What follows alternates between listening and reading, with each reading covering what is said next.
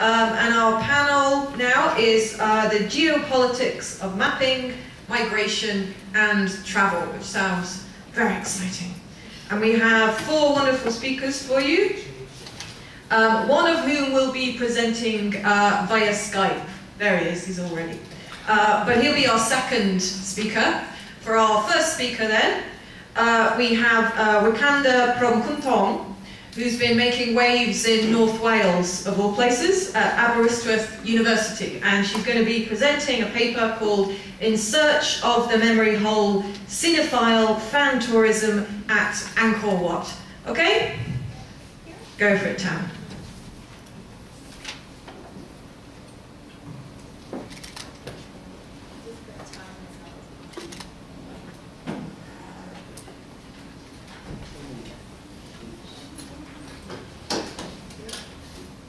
Hello everyone. So my name is Tan, but also Wikanda. Wikanda is a full name. In Thailand you have like a nickname, call name, and then I go by Tan. This is much easier to remember. And in Welsh it means fire, which I really like. So it's like, my name is Fire. But in Thailand it actually means sugar, you know.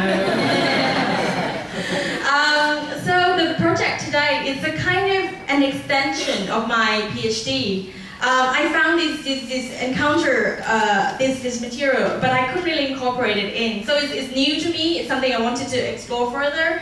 So so any kind of additional comments, questions, or anything would be more than welcome.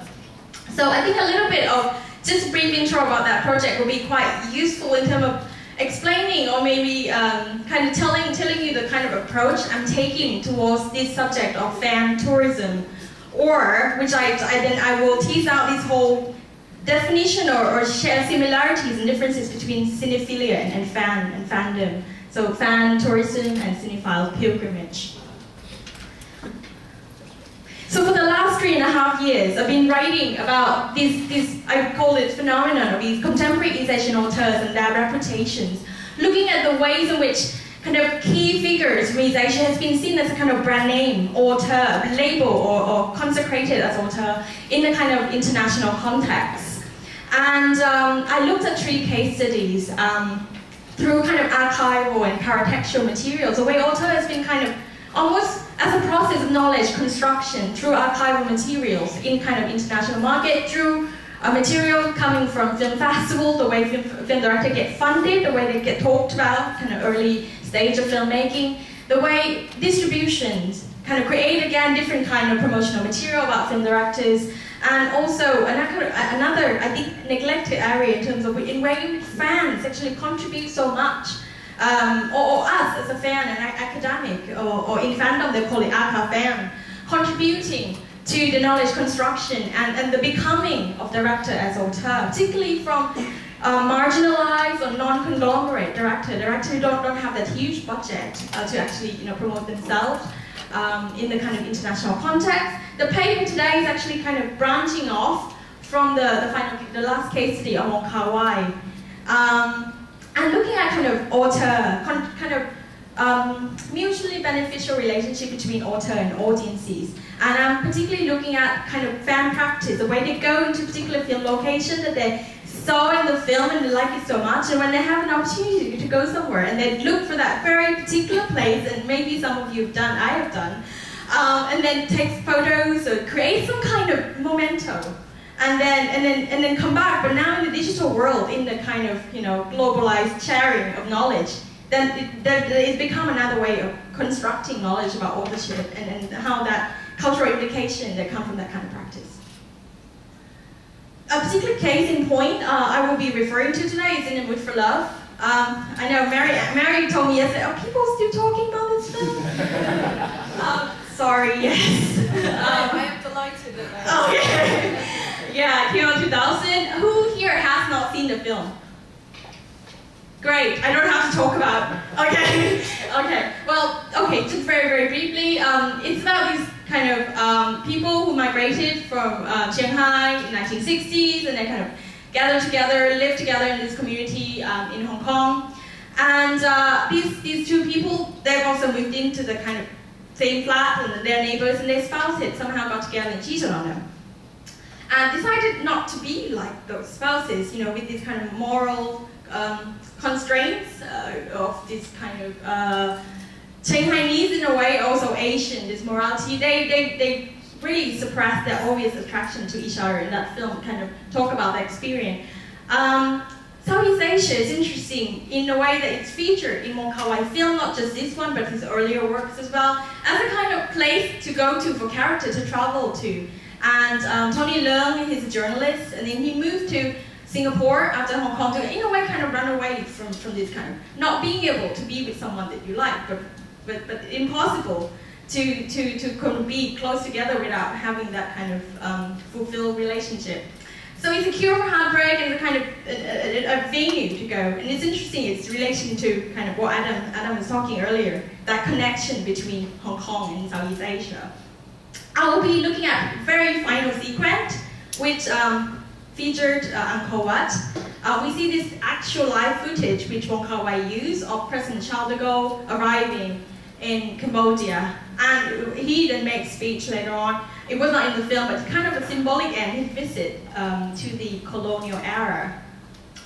And we see this Tony Leung presumably go to cover that visit because he's a journalist.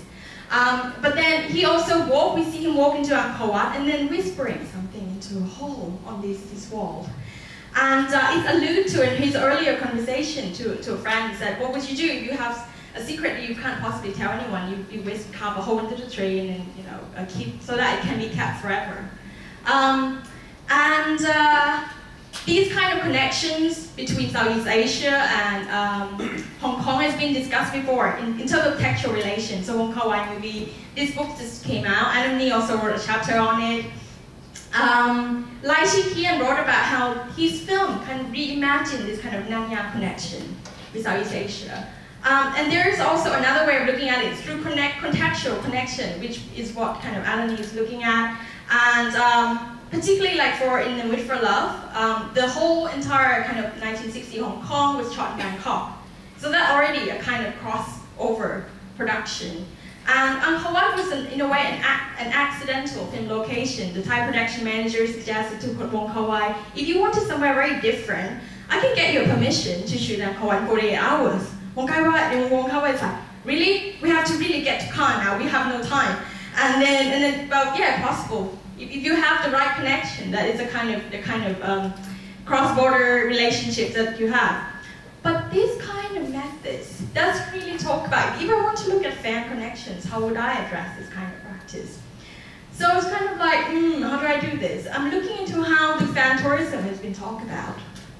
And the most prominent area would be business and tourism studies. And fan tourism has been kind of key area to look at in 1960s. 1990s. But they kind of look at fan motivation in order to talk about destination marketing, not particularly audience or cinematic representation at all. Then sometimes they talk about trade service industry or impacts and success case stories. So it's very much business-driven kind of methods and approach. Which again doesn't really talk about cinematic representation. One approach that might work is this whole idea of tourist gaze and the landscape, and the way in which kind of cinematic experience and the landscape is being featured in different materials. This guy, John Ury, I'm sure you might have heard, his work kind of looking at the way in which audience, people engage with space. But I see it, and also media scholars like Matt Hill see it as in a way problematic. He talks about the way places are chosen by fan tourists to be gazed upon because there's this kind of daydream, fantasy, exoticization of a location after you've seen it through this kind of non-tourist practice, television, media. So this whole mediated doesn't really work for John Ury. There is almost a division between authentic going to a place and this kind of mediated, like you go because you're not really interested in the place, but you're being kind of glazed into this conception of a particular place through certain texts. And I will return to this argument when I make a point in my argument later. In film study, usually, well, the object of study is usually not fan works. It's consecrated artwork, usually the text, the films itself. And the notion of national and regional cinema sometimes kind of, fan works sometimes expand beyond that, particularly when I encounter these fan works on YouTube, for example, and where do they come from and where do they want to position themselves, it doesn't really quite fit. So the rest of the paper will be kind of drawing on some ideas and concepts from fan and cinephile study, which will allow me to talk about kind of 3 key things. Individual audience encounter with landscape, that's one thing. When you get there, what do you actually do? And the kind of, once you found the location, the kind of mediated experience, the performance of fan, and also the kind of cultural implication that comes from that. And that is really to do with my work, looking at authorship and the kind of significance of this kind of practice. 9 minutes, okay. Before I do the rest of the paper, I want to show you an example of fan work, which is a video by this guy called Ryan. Not sure if any of you might know this guy. I tried to contact him and he couldn't reply. Basically, I put his video side by side with Wong Kar-wai's final sequence. I was so surprised it was exactly the same time and used the same soundtrack. He tried to really synchronize it with the music, the final sequence. As you watch, maybe trying to spot his attempt to tease out or to kind of match that kind of visual, which is impossible in a way you haven't got, the right camera. But just an attempt. I won't be able to show you the whole sequence, the whole clip, which is very beautiful. As it ends at the same time, it's very nice, but won't be able to do that. So I'm just going to show you half of it.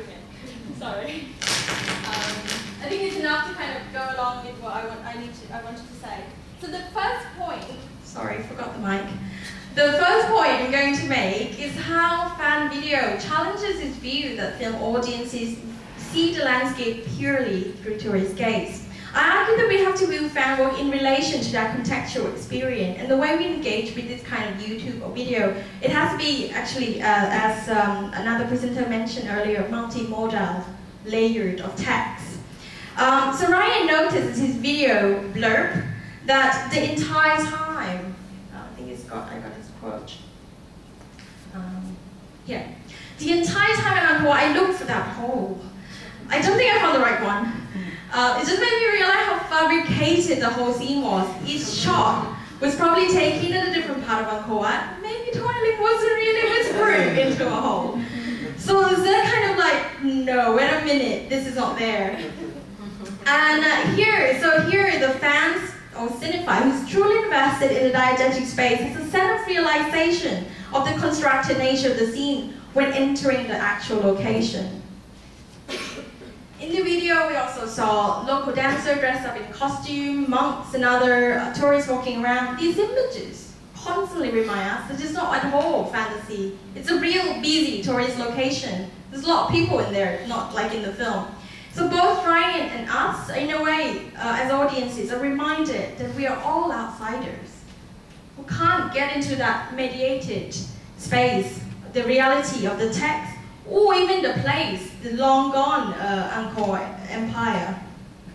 So this kind of view towards the way in which we encounter a location that we know of from somewhere else, from film, movies, has been discussed by media scholar Matt Hills in relation to fan practice of visiting a tourist location after being inspired by a particular cult text, or text that's become cult based on the audience visit.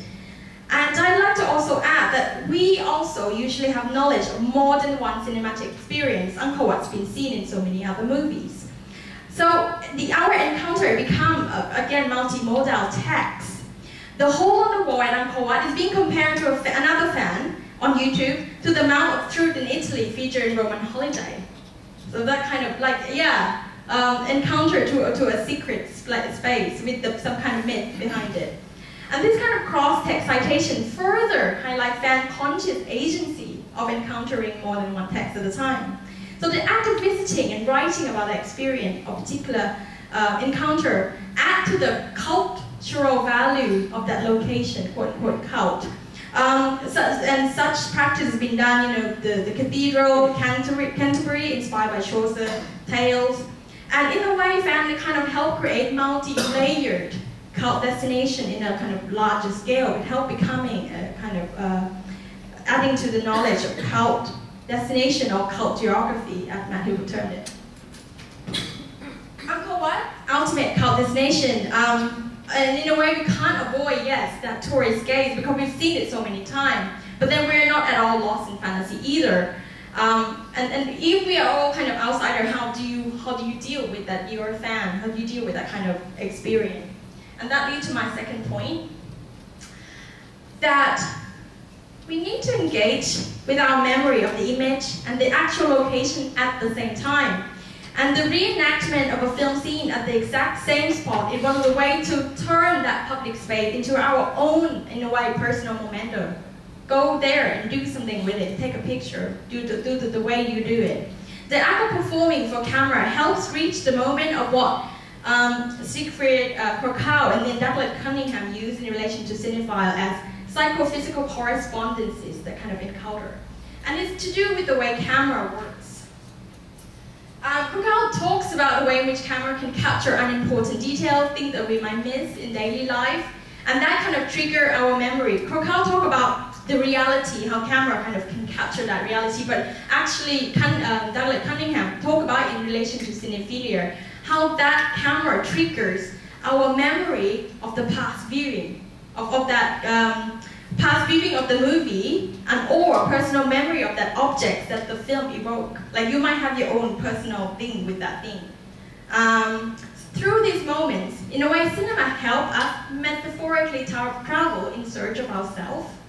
And when that cinematic experience inspires us to visit the actual location, it is in a way an opportunity to search deeper and further for this kind of moment of psychophysical correspondences. Since we can't be watching a movie on the site, although many fans, they do bring stills, and like Cunningham, he brought his laptop with him just to make sure, get the right location. In order to reach for that memory, we have to search for specific portal, the whole, or a particular object you can recognize to create that kind of fluid interrelation between the physical world and the psychological dimension in a broader sense.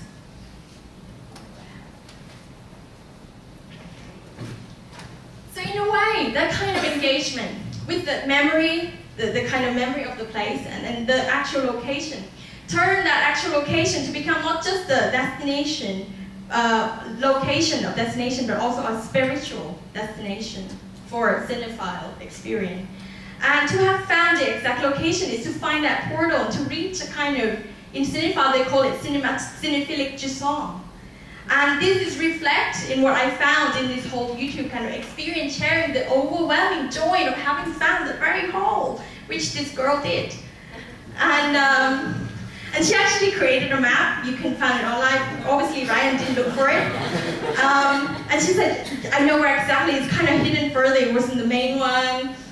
And she found it. But she was too short to actually whispering it into a hole.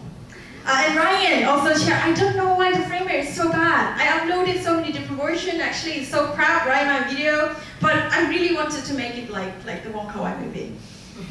So there's always something lost and could not be fulfilled with this kind of experience. And this kind of setback, again, pull us back to, and remind us again that we're all outsiders. But there is a way to deal with it. Like Ryan, for example, compensated a lot by editing the video and synchronizing his footage with the soundtrack from the film and cutting it in the same time. And created what I call pseudo-psychophysical correspondences. So in a way, sound can help bridge the lost connection that the visual can't. And you also need a little bit of imagination. To kind of like, yeah, it's almost there, but it's not. And this kind of practice, an experience has been discussed in relation to cinephilia. Keatley talked about it. He's a key person written about cinephilia experience. That opportunity to make a creative statement of our own actually has a contribution to the appreciation of the work of art.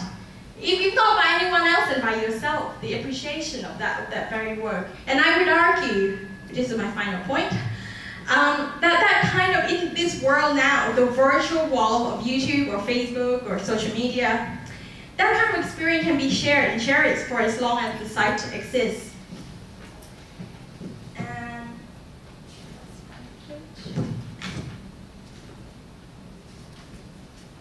This kind of author-paratext or archival materials generate a kind of collective and alternative cult, in a way, or cultural film history that generate archives that promote and sustain reputation of specific film, director, location that are not perhaps being mentioned as much in a kind of public or mainstream domain.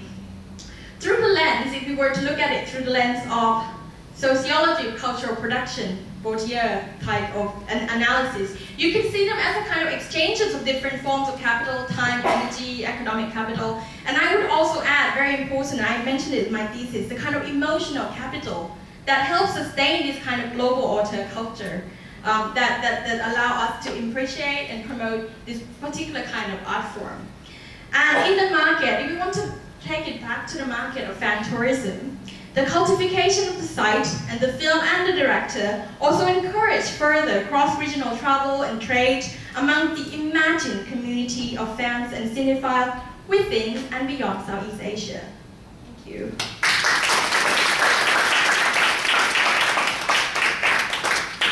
Thank you very much, Dan. That was great stuff. Okay, so we've got little under 10 minutes, I think, for a few questions, and already there are hands shooting up, in essence. Okay, I think the first gentleman was on the front row there, so. Hello, thanks for the interesting presentation. I was wondering if you have any thoughts on the contrast in the way that this part of Angkor Wat is consumed by tourists, in relation to how maybe there's another part of Angkor Wat is marketed by the tourist industry to capitalize on Tomb Raider. And then I have actually a second question that's part of this. And the second question is, does the tourist industry try to capitalize on this particular part of Angkor Wat?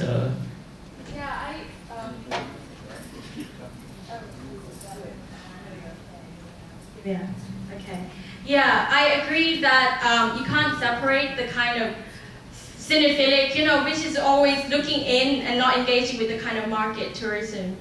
In a way, there's always multiple layers of experience, and people don't sometimes, and I think people don't just go there to do this reenactment. They go there because their family are on holiday, or you wanted to see other things in Cambodia, and so it becomes a multi-layer experience. As I mentioned, a multi-modality of these kind of materials, and that all contributing that for Tomb Raider is great. It's how we allow that kind of bridging connection.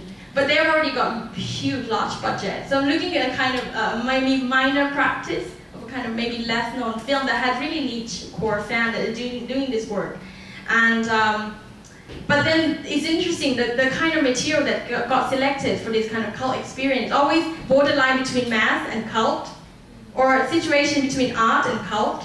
So if it's like purely experimental, you might not get people reenacting, you know.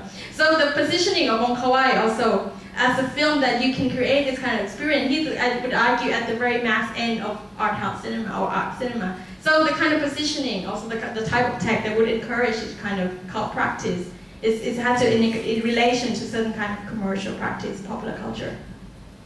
Okay. Great stuff. But it's just that we also have an awful lot of people who are very curious. You can ask me later as well. Yes, okay, you're waving frantically, go ahead. This is more of a response, really. This is me at Angkor Wat.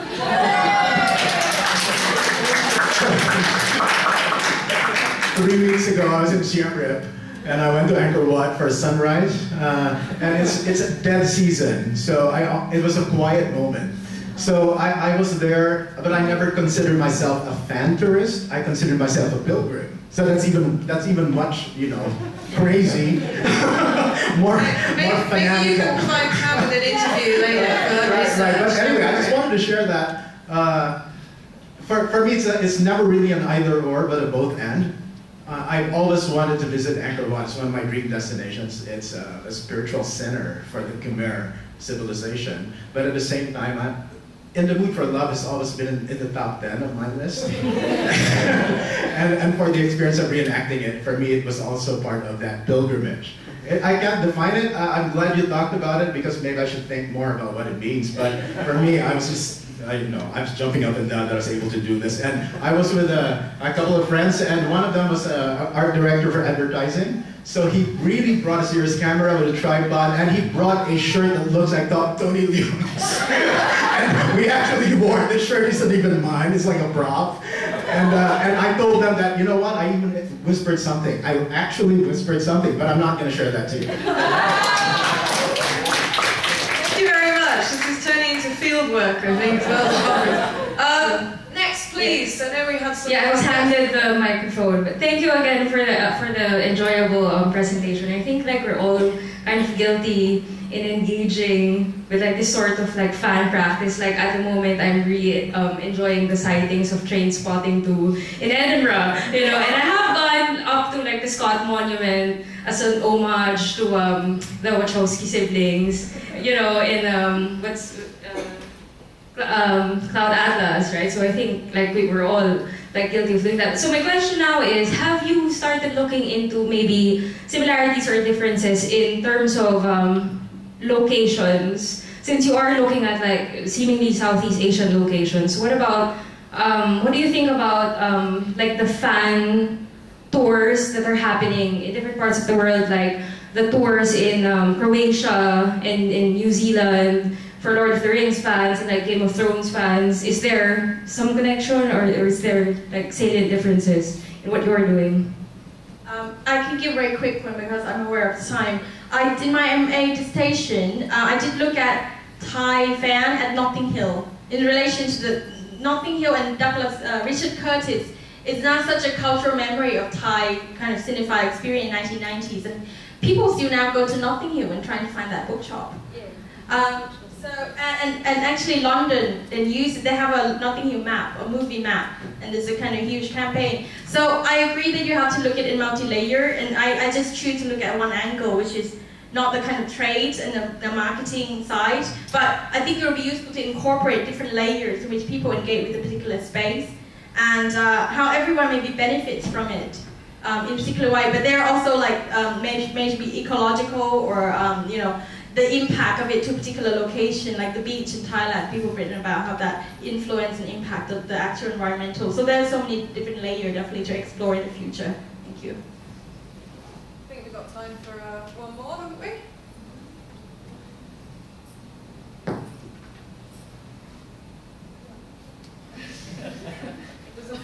Thank you for your wonderful talk. Recently, there is just this Filipino romance film that became controversial because after its showing, there is a deluge of tourists on the location where it was shot, to the extent that the locals are harassed because of a sudden boom in tourism. So how do you think must the director deal with these kinds of consequences that are probably he or she has not foreseen but are negative in a way? So what is your opinion on that? Thank you. Okay, I don't know the specific case of the Philippines, so I can't comment on that. But what I can say, like in the case of Wong Kar-wai doesn't really talk, or in any work he doesn't talk about this kind of fan network at all. But he allowed fans to create this material. No company, like not his company or him, doesn't really go and sue them for stealing. And because he actually explicitly said in interviews that this kind of activity actually help promote my films. Because I don't have that big budget. He doesn't have his own website. His main website, if you Google it, it's wongkarwai.net, which is fan-run website. So I can comment on it in terms of they benefiting from it. But when it comes to like in the case of The Beach, and then it's Hollywood production, they've done and they left because its contract ends. So that has had nothing to do with them then afterwards. So I think you have to do it with case by case and also the relationship with director with the location. Thank you. Okay, there was another lady just next to you. I think we've got time just for maybe one more, because we were kind of trying to decide between the two people there. I was just wondering about the reimagining of the mythic dimensions of a specific space, like in the film. Like when the film is no longer seen and the fans are no longer there, but the myth stays. For example, in my film, The Whispering Sands, there's, the character whispers in the sand in the mountain of Bromo. And then around 10 years after that, my mother went to the location and they actually showed her there's this place where the sand whispers. And then my mom didn't have the heart to say that my daughter just made it up. But it's when the film is gone, when the fan is no longer, nobody knows the connection between that specific site, the space, with the film, but the myth stays. I think it's an effective construction of cinema, or construction of myth. I don't even know that myth that Wong Kar-wai wrote in his script was real or made, but it's becoming a myth. So myth is a construction of knowledge over time, right? And it's an interesting question of what media I think can do to create myth, or our role to think about that. How much to an extent we reproduce that myth, or what do you do with it? I haven't really addressed that in my work, but I think it's an interesting thing to think about. Are we recreating it? Am I recreating this myth? I don't even know where it comes from. This whole whispering thing. Thank you. Okay. Thank you very much, Tan. I think that was a fantastic take. I must confess too that I also have whispered something into a hole at Angkor Wat. But then 2 weeks later I had a pilgrimage to Jerusalem to the Wailing Wall and suddenly was worried that I'd confessed my sins to the wrong wall in the wrong country. So. Okay, our next speaker is all the way from the Philippines and is actually still there, as you can see. Via Skype, we have Adrian D. Mendizabal, I hope I've said that right, from the University of Philippines, Diliman. Okay? All right, Adrian, can you hear us? Hello, can you hear me? We can hear you, yes. Can you hear us? Okay. Yes. Good. Okay, do take it away with your paper, please. Okay. Sorry I can't be there physically, but I prepared a 20-minute video presentation. But please bear with my English is not so good and a few French pronunciations. So there you go. I think the technical staff will just play the video, and after that we can discuss. Okay. Fantastic. Yes. We'll have the discussion afterwards, I think. So do stay on the line, of course.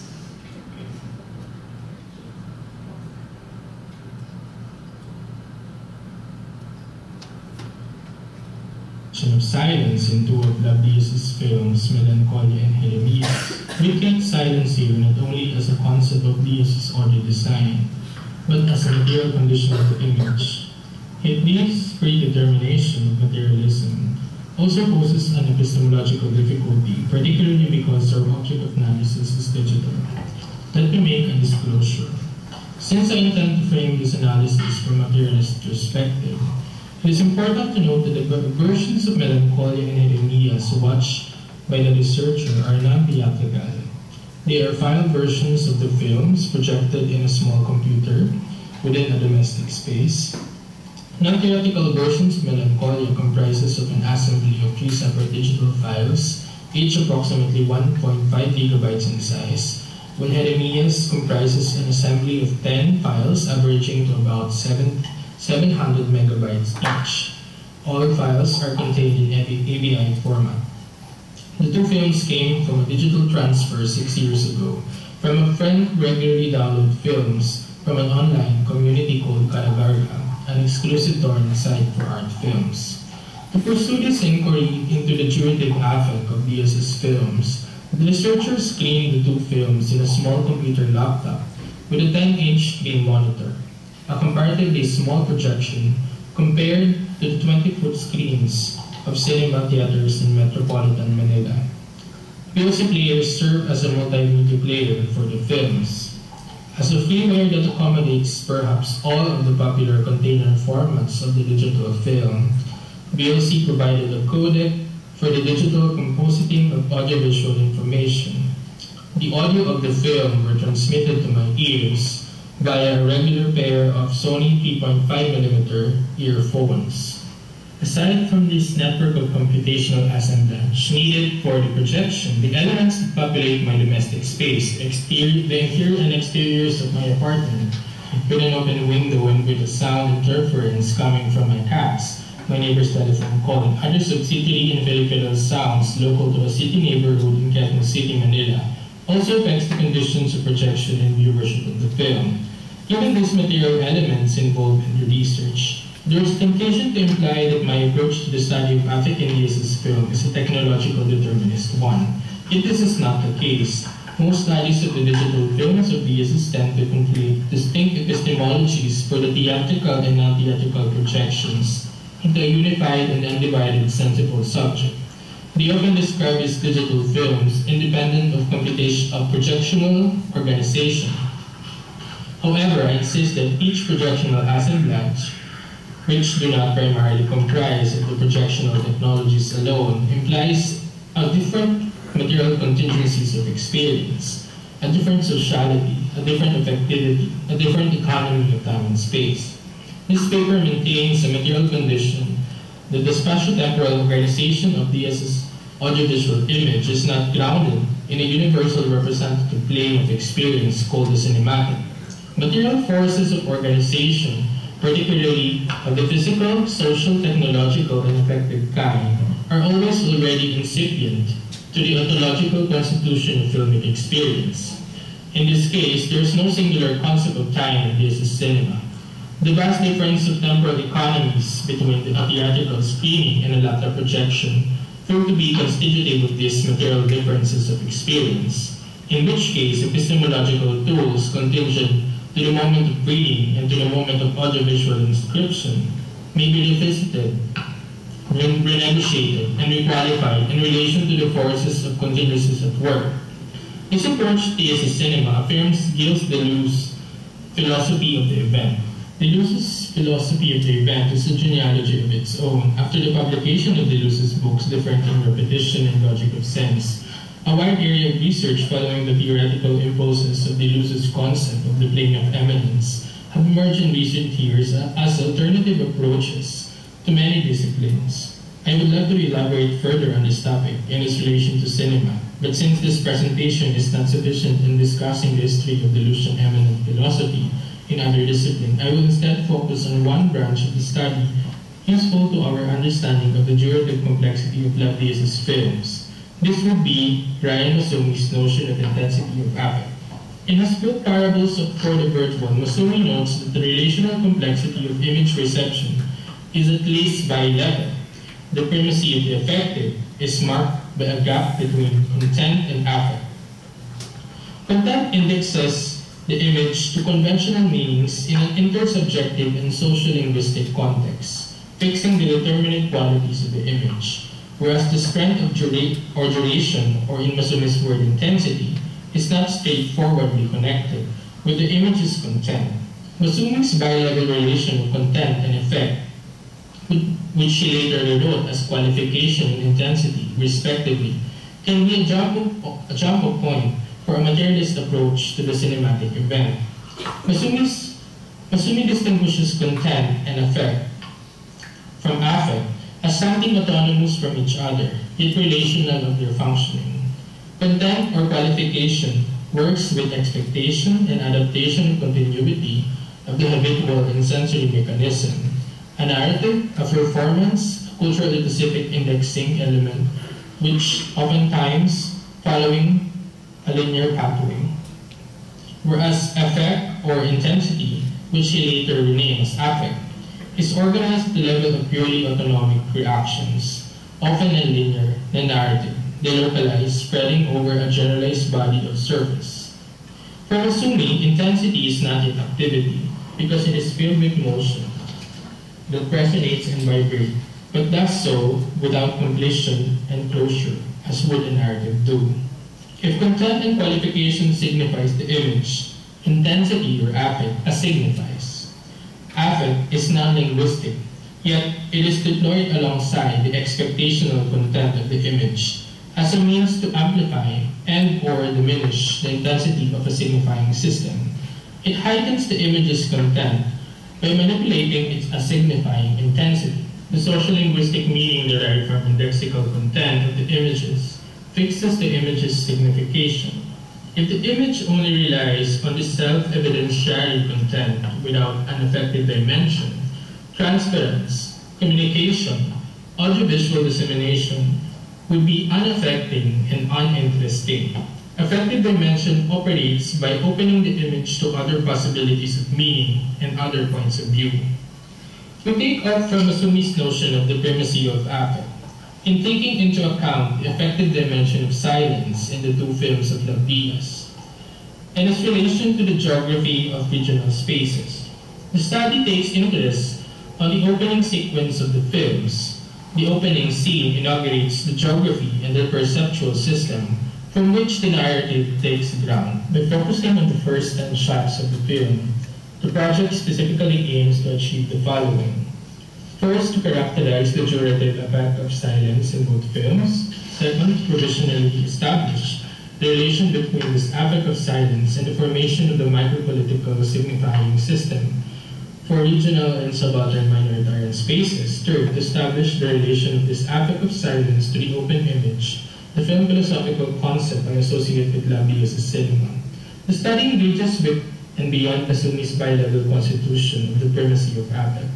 Bi-level constitution of affect lies between two layers of enunciation, the deployment of narratological logic, or the one that fixes content, and the deployment of intensity, or the one that sets the strength, stereophonic effect, and duration of the image. Masumi's bi-level constitution of affect is admittedly limited for a materialist approach, as it neglects the ecology of spectatorial space. This study also attempts to describe a possible multi-level approach to affect that would account for the non-theatrical and peripheral affectivities involved in the experience of his films. In characterizing the affect of silence and duration of the film, I aim to engage with melancholia first and followed by enemies. In the opening frame of Melancholia, the affect of silence is deployed from an image of an interior space, a room in which we see a woman fixing her clothes in bed. The shade of the image is black and white, displacing the index of the film's time and place. Color gradient works alongside the sound of silence and the shots of typical duration and length to amplify the embodiment of the quotidian. The camera frames the woman's back, suspending her faciality, her identity. This instance inscribes the first micropolitical image of Thias in Melancholia. Duration works in conjunction with other effective strategy. To heighten the ambivalence of this inaugural frame, we immediately sense ambivalence due to the absence of introductory markings. In a span of 2 minutes and 12 seconds, we are deprived of a stable indexical formation. Instead, we are immersed into an unfamiliar silence in the quotidian. The next frame, which lasts for about 4 minutes and 32 seconds, signifying is provisionally in place. Set in a place, perhaps a veranda overlooking a mountain or countryside from a background, we are immediately introduced to the rurality of the setting. Yet the woman's performance is uncanny, even misplaced. She exits the room from a supposedly enclosed space in a khaki clothing. In a transition between interior and exterior space, a discontinuity can be seen. From the clothed and enclosed face identifying marker from the previous frame, she becomes another face, an exterior, a contrast. The next frame dislocates us by the roadside. We see another woman walking. The woman's identity at this moment is foreclosed, a face. Is the woman the same as the previous frames? We are not sure. As she turns her face away from the camera, we are only given a glimpse of her face and the locale, both an unfamiliar territory. The road in Melancholia serves as a site of exchange. It grounds the narrative in a regional locale as off the grid, decentered, and distanced from the highly networked city centers.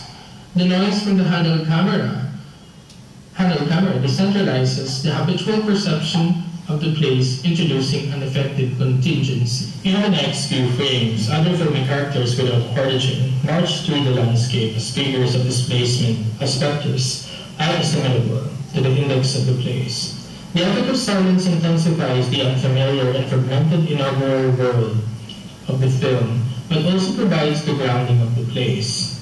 In a discontinuous fashion, silence temporalizes the image withdrawal from an enclosed signifying presence. The presence is felt, but the referent of the signifier is lost, reaching an ambiguity that reactivates time as a material force. This deployed after capturation to create a paradoxical instance of presencing and material absencing.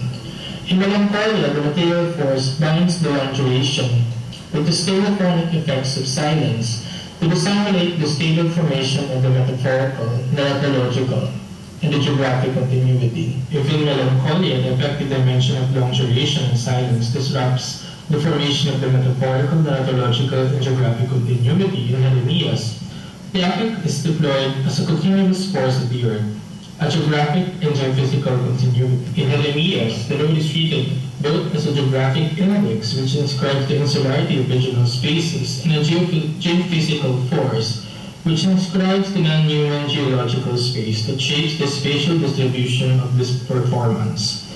In Jeremias, the insularity of space is not fully enclosed, but transactional, a space of exchanges, a space of struggle. In Jeremias, each frame depicts a passing through, a micronarrative of passage, with a beginning, middle, and end. He awaits the complete passage of his characters through the landscape, inscribing the local geographic narrative.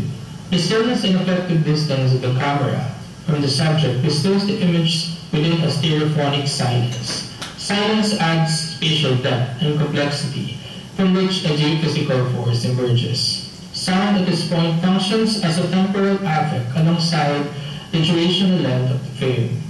The affect of duration and silence destabilizes the frame's apparent limiting space, disturbing the distribution of the visible and the perceptual. In a way, duration exposes the apperceptual realm beyond the frame. Like Derrida's chromatological deployment of the silent and the différance, Gill's deployment of duration in his two films, Melancholia and Jeremias, inscribes a signifying silence of spatial subjectivity. The regional terrain and the community for which they speak are complicit in the uses politics of geographical and cultural indexing. Whether in retrospect this indexing of geographical spaces may find association to actual political experiences of communities depicted in the film, this also the geographical indices cannot be taken only as a matter of fact and straightforward loci, from which we can understand US's micropolitical treatment of space and time. In studying the deployment of Africa in the US's film, we can begin to understand the political dimension of the US's cinema beyond the content. In both films, the USS inscribes the regional space by different modes of disclosure. When negotiating the fixity of the geographical index and the manipulation of affect from both duration and sound, this act of disclosure, for which both the space and time of place can be seen and heard, presents a possibility for the formation of a micropolitical signifying system for regional and subaltern minoritarian spaces. In Melancholia, the fragmentary approach to disclosure creates spaces for which contradictions and discontinuities can be seen. The spaces in Melancholia can be generally described as spaces of displacements, intrusions, and exclusions. In a moment of struggle to put in, or portrait, to localize, to assimilate within most disproportionate social landscape, Melancholia's character establishes the apperceptual terrain for which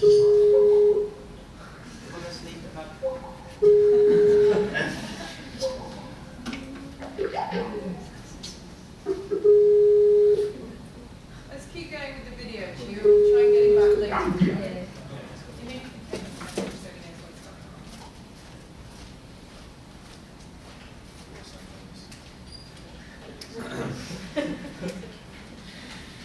In the bathroom or something.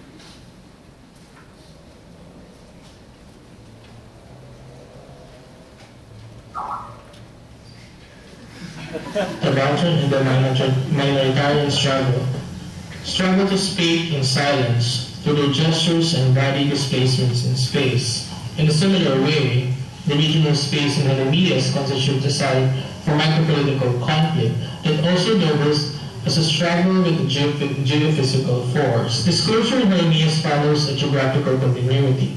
It seeks to politicize the overlapping of spaces of economy, geology, and geography in order to make visible the otherwise silenced minority of nomadic and displaced people in the region, who are not only displaced in terms of geography, but also their economic conditions. Regional spaces in Hellenias are not only created by such demographic boundaries, but also by geological forces.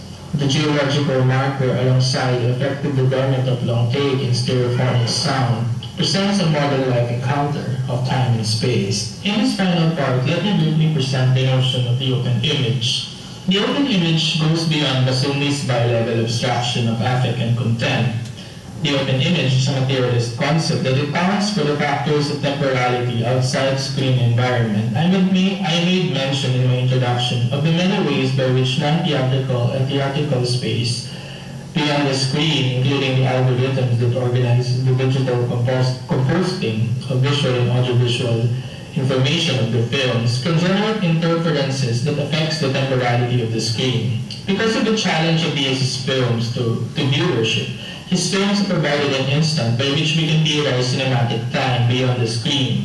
Screen is a quasi-transcendental space where science manifests as independent of actual experience. If we choose to ignore the material conditions of viewership and the material conditions for autonomic manipulation of computer algorithms, whether used by these or deployed in media player softwares, our notion of cinematic time remains representational.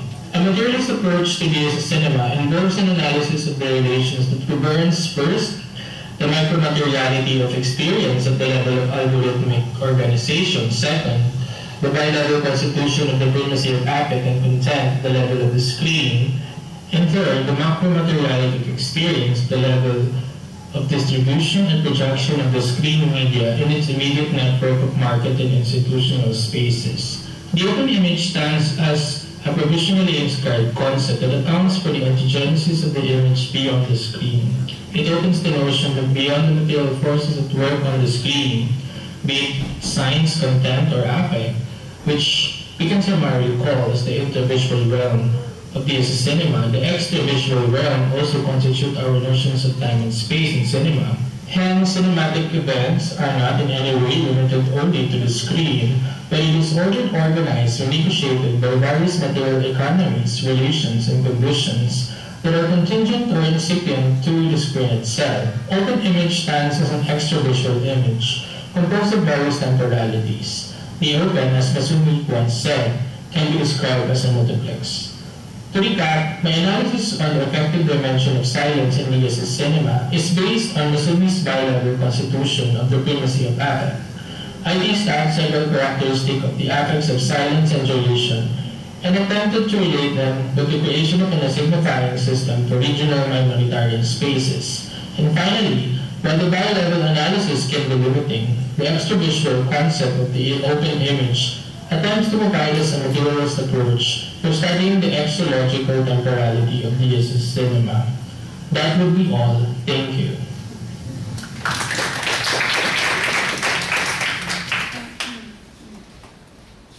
Okay. Do we have Adrian? We're finding out now.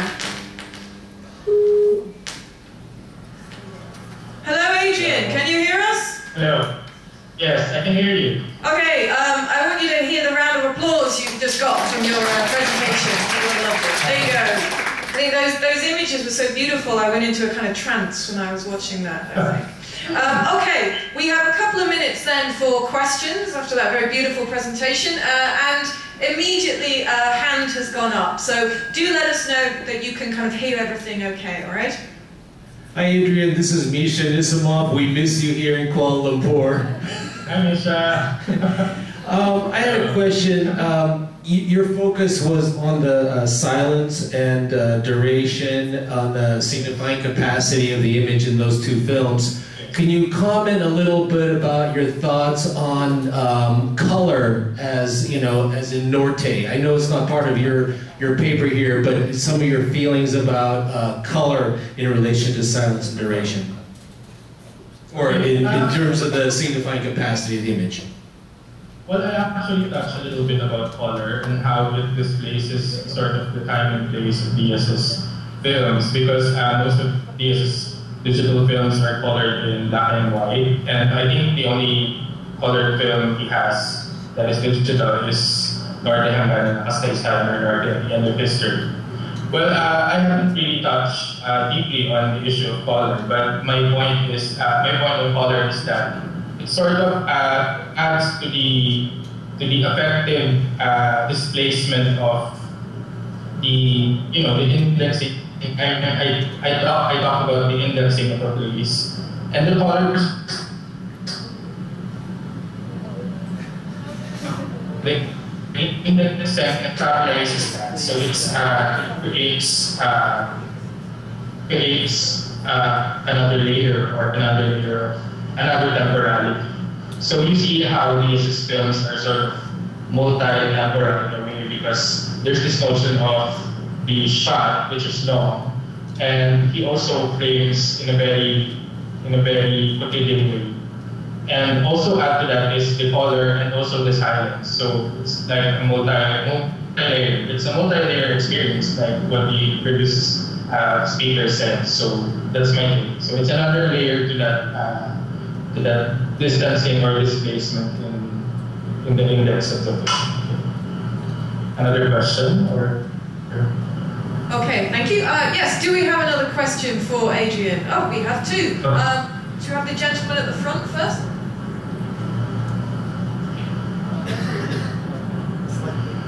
Thanks for your very rich paper. I was wondering if you had any thoughts on how the slow cinema of Diaz would compare with the slow cinema of other filmmakers, because so that you highlighted the use of silence in his film, so that immediately brings to mind the work of Pitchapong. So writings would often highlight the use of ambient sound in his films in order to create a more haptic experience. Hi. Regarding silence, I think I made a very general comment on the silence, which can be or cannot be applied to other filmmakers. But with Diaz's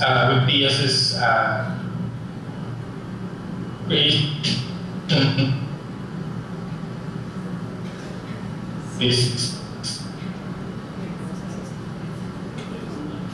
it involves several frames. So it's sort of I mean, if you edit like 30-second silent scenes, it's different from what Diaz is doing, which he sort of edits large 2-minute shots. So there's this big difference between how Promkhuntong deploy silence in terms of editing. So I think we can make a distinction from there. And also Promkhuntong's content, it's very tight and very also regional, but not in a sense that because DS has this sort of political treatment of the place, because his films are more film space specific than time specific. So like let's say Batang West Side is shot in West Side Avenue. So and also several of his films are more it's more of a geographic exploration. Whereas Promkhuntong is more of spiritual in a way. So we can maybe comment on spiritual silence, but spiritual or sort of I don't know how I call it. And also Promkhuntong also mentions of dreaming, sleep and sleeping, so maybe we can make associations with the silence and sleeping. So it's very different from how DS frames silence. Any other questions? Thank you. I think we got most of that. One more question. Hello, Adrian. I really want to thank you for such a rich and really fascinating paper. I just wanted to kind of ask you and push you a little bit on the sound aspect of your talk. I wanted to ask you, when you're talking about silence, are you talking about the total absence of sound, or are you talking about quietness? I think I didn't make a sort of qualification of what silence is, but I made mention in the first part of the presentation that silence is not only about the audio design of DS, but more of the whole material force that involves in the viewership of that DS, which also involves the silence beyond the screen. So we're looking at theatrical, when we see DS's film inside theaters, we also experience another set of silence, which is the silence inside the theater. So it sort of adds to the silence of the screen. Silence is not really mute. So it's, hello, can you hear me? Yeah. The silence is not mute, not really mute, but more of quotidian. It's a quotidian silence. So maybe associated to the dance. Okay, I just wanted to kind of very quickly kind of follow up on that, because I really like the connection you were making between the soundscape and, oh, he's gone. Has he gone? He's okay, really briefly, I really like the connection you were making between the soundscape and the idea about the multiple temporalities, the layering of time, space, memory, but also the link you were making between the political dimension. And I wanted to kind of suggest to you a couple of works in the field of acoustic ecology, which really talks about the materiality of sound. So in sound studies, well, we say there is no silence. Silence is an artificial construct. And particularly if you're talking about ambient sound, environmental sound, these are also kind of multiply, layers and layers and layers of subjective experiences of the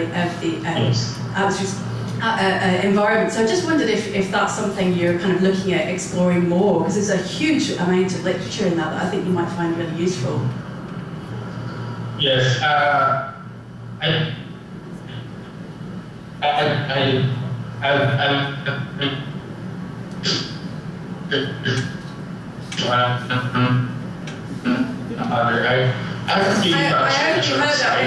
Adrian, I think the connection is getting worse.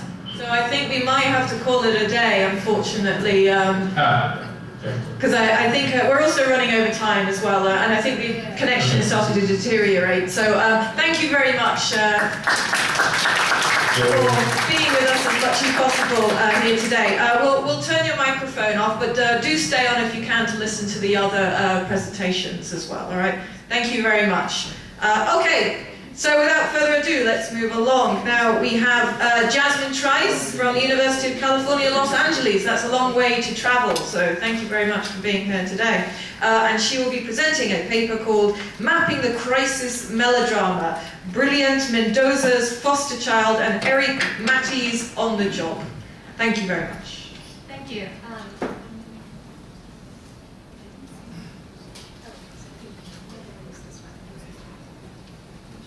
Hello? Okay. Hi everyone, thank you so much for being here. So this is a very new project and it's sort of outside of my main research area, so I'm looking forward to hearing your suggestions afterwards. So I'm going to be presenting the paper and then showing a digital project that's sort of related. Okay, so this was the original title for the paper, and this is the new title because it's evolved since I wrote the proposal. Okay. When the Philippines' most recent wave of independent filmmaking began in the mid-2000s, it was greeted by both celebration and criticism. While many celebrated the accolades won by Philippine filmmakers as they traveled along international festival circuits, a countervailing discourse soon emerged, which called this global circulation of local images into question. The issue, as these observers saw it, was the problem of what popular media dubbed poverty porn, and I missed Katrina's paper this morning, so I think we're going to be talking about some similar things, so hopefully we can talk later. So the term describes a tendency of independent films to focus on narratives of violence and suffering among the marginalized, stories often told against the backdrop of the city. Defined by excess, such films offer a spectacle of suffering that dramatizes the state of national crisis. While critics contend that these spectacles are exploitative in their representational politics, I'd like to consider what this excess might offer for thinking about these films as a lens for a particular kind of moral order taking place within the contexts of institutional crisis. In particular, I'm interested in how this moral order is mapped onto the space of Manila, depicted in many of these works as a city swelling beneath the weight of neoliberal policymaking, institutional corruption, and urban anti-development. Rather than dismissing these films as poverty porn, I examine their excesses as an adaptation of the melodramatic mode employed in a way that is particular to the economies of suffering that characterize public and private life for many in Manila. Conventionally, melodramas convey the suffering of virtuous people who fall victim to evil forces. Historically, the term has been used to describe narratives that respond to a social order trapped in the tensions between tradition and modernization, between restoration and reform, mediating political and social conflict through over-the-top representations of injustice. While the form has its origins in the Western Industrial Revolution and classical Hollywood, it's also been adapted and evolved in critical scholarship across the region. Melodrama puts these recent Philippine independent films' excesses within a larger critical framework, allowing them to be viewed not as an aberration, but perhaps as a variation on the typical form of Philippine popular narrative in literature, stage, film, and television. So to get at these ideas, I'll examine two films, Brillante Mendoza's 2006 drama, Foster Child, and Eric Mathi's 2013 action thriller, On the Job. In many ways, these films are opposites of one another, and much of this difference pivots on their status as gendered genre films. Rendered in a social realist style, Foster Child tells the story of Thelma, a woman who lives in an urban poor community and works for a foster care agency. Told in the course of a single day, the story follows Thelma from the periphery to the center of the city as she prepares to hand over her young charge, John, to his foreign adoptive parents that evening. It's a story of maternal sacrifice as labor, and we see the geographies of that labor through the film as Thelma and her adoption agency representative, Bianca, move through a very specific set of locations. The informal settlement that Thelma and her family call home, a public school, the adoption agency, an orphanage, and finally the Shangri-La Hotel, where Thelma will hand John over to his new American family. Meanwhile, On the Job is a violent action thriller, which tells the story of two proxy father-son relationships. For the sake of time, I'll just focus on this one here. Mario is a middle-aged hitman for a network of corrupt politicians with ties to organized crime. He's a mentor to Daniel, a younger man whom he's training to follow in his footsteps. Mario and Daniel's appeal as assassins lies in their status as prisoners, available for one-day furloughs due to the corruptibility of prison personnel. Like Foster Child, the film creates a geography of networked institutions: the prison, the Philippine Congress, campaign headquarters, police station, and the leisure spaces of the wealthy, punctuated by forays into the street into very different feminized domestic spaces. Now, ostensibly, Foster Child and On the Job could not be more different. However, despite their polarities, the films depict affective filial bonds both created through and destroyed by the precariat labor that upholds social institutions. This is the injustice that renders these films melodramas of national crisis, and both films use the geography of the city to convey this tension. So what I'd like to propose is the idea that they're crisis melodramas. So the crisis melodrama renegotiates the failures of modernization taking place against the backdrop of Metro Manila. Their representation of space is crucial here. Geographers have called Manila an extreme example of privatization, adapting geographer Neil Smith's notion of the revanchist city, founded on the punitive excision of the impoverished majority from urban space. Based on the word for revenge, the revanchist city seeks to cleanse the urban environment of the poor, ethnic minorities, the working class, any groups perceived as opponents of elites and their supporters. This is the backdrop for the crisis melodrama, a city founded on social division, a social order in which the public institutions associated with the democratic project have largely failed. As Linda Williams argues, melodrama is not a genre, but a mode. It's a transgeneric substratum underpinning not only films, but also media coverage of courtroom trials, political events, and national traumas. It works within a moral economy of good and evil, designating the terms by which virtue and immorality are defined. Like all genre categories, it's unstable, its conventions transforming across media platforms and socio-historical contexts. Neither Foster Child nor On the Job operate as pure melodramas, but the melodramatic mode becomes one framework on which their moral orders hinge. Specifically, both films portray a network of institutions that transform familial relations. So I'll begin with Foster Child. Foster Child begins with a silent shot of city high-rises in the far distance. Gradually, sound begins, and the shot tilts down to reveal the informal community where Thelma lives with her family. By the end of the film, Thelma will be delivering young John John to his new adoptive parents in a hotel room which figuratively exists somewhere among those skyscrapers. The shot establishes the geography of the city that will drive the narrative, presenting it as one of distance and division between the informal settlement and the hotel, strung together by the adoption agency and the orphanage. The geography is established through shots that designate the borders between inside and outside, private and public, institutional and informal. However, it also shows how these borders are disrupted and porous. The film's introduction of each space consists of an extended Steadicam shot that follows the characters through the space, allowing a mise-en-scène of institutional process that's punctuated by the presence of Thelma and John John, whose display of filial affection provides a stark contrast with the mechanical workings of the agencies that brought them together. The contrast becomes a question mark. While caring for John John with an overt display of maternal love, Thelma shows no signs of distress that she'll soon lose the child she's raised for the past 3 years, giving him over to his American parents. The depiction of the spaces themselves also demonstrate this contrast between institutional structure and the workers within it. The film introduces the informal community through Thelma, who greets various neighbors by name, discussing local gossip. This personal engagement with the space contrasts with a visit by adoption agency worker Bianca. While the space is primarily residential, she enters it and transforms it into a space of labor and surveillance as she makes her way, checking in with residents she knows. The shot establishes the informal community as a hub for the foster care system, providing both babies and care workers. At the adoption agency, so this is the beginning of the shot, but for time I'm going to cut it here. At the adoption agency, Thelma meets Bianca and the camera moves through the building, lingering on encounters between foster mothers, handing their charges to their adoptive parents.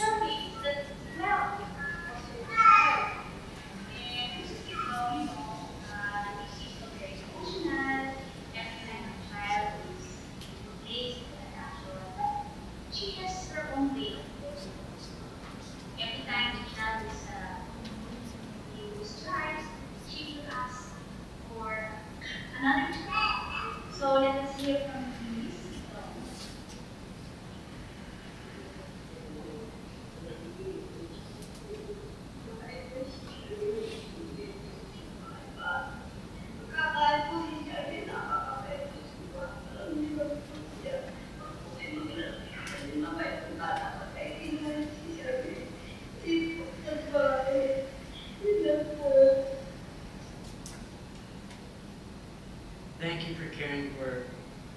our baby Charmaine, and we promise that we'll take care of the same love into her that you have.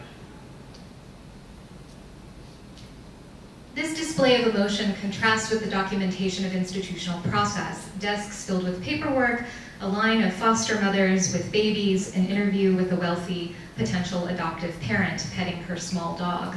The contrast between institutional structure and affective labor is nowhere more clear than in the film's final setting, the affluent Shangri-La Hotel. Thelma, Bianca, and John and Thelma's son Yuri walk through a small army of armed guards to enter, making their way through the luxury hotels' antiseptic corridors populated by foreigners. After checking in with the front desk, they arrive at the suite of John's new American parents, the Stewarts. The hotel room becomes the setting for Thelma to receive her first payment for her work. She signs a receipt for Bianca as John sleeps in her arms. While this payment is integrated into the system, as Thelma and her son Yuri leave, Mr. Stewart insists she take a tip, which she tries to refuse to no avail. The tip betrays the uneasy interweaving of affect and money, setting up the final scene. Thelma exits the hotel, walking by store windows filled with images of happy families displayed as consumer commodities. These fictions mirror her relationship with her ersatz son, and she loses her bearings in the final scene and breaks down. So sorry, I'm spoiling both of these films. So they're lost after she exits the hotel.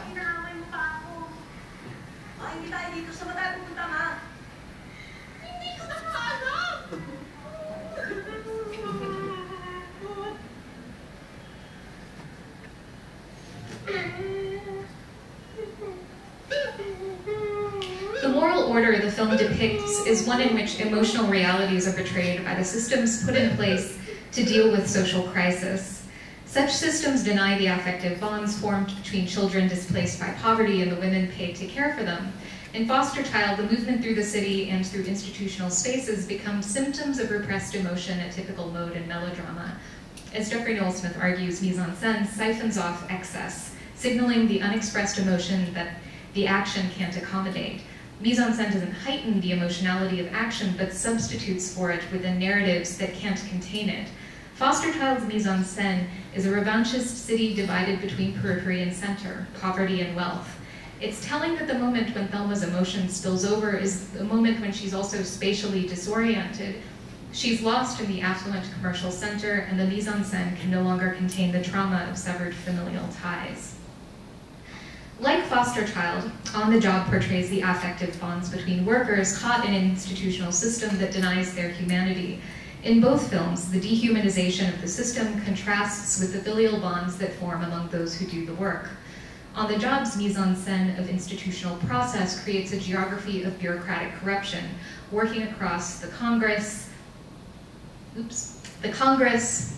police, the prison, and the street, the social institutions of democratic law, order, and modernity. Rather than moving from periphery to center, as in Foster Child, the characters move from inside to out. While characters use these terms conceptually to describe being inside or outside the law, the film maps these moral terrains onto the physical spaces of institutional process, particularly for hitmen, whose mobility inside and outside the prison indexes systemic bureaucratic corruption. The primary thematic throughout the film is the insistence that the killing is only work, freed from personal sentiment. Hitman Mario makes this idea one of his primary lessons for Daniel, who will take over the job with Mario's impending release. In the film's training montage, Mario repeats the phrase, trabajo lang, or it's only work, saying, we're just workers here. Whatever the orders, whoever it is, we have to do it. Don't ask any questions. The familial nature of their bonds is portrayed on Daniel's first job, which takes place in a slaughterhouse.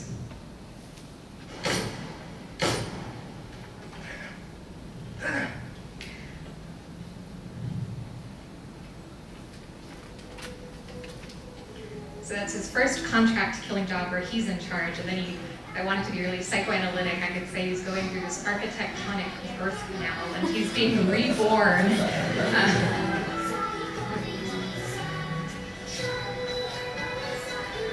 because as they escape, where they end up is a christening.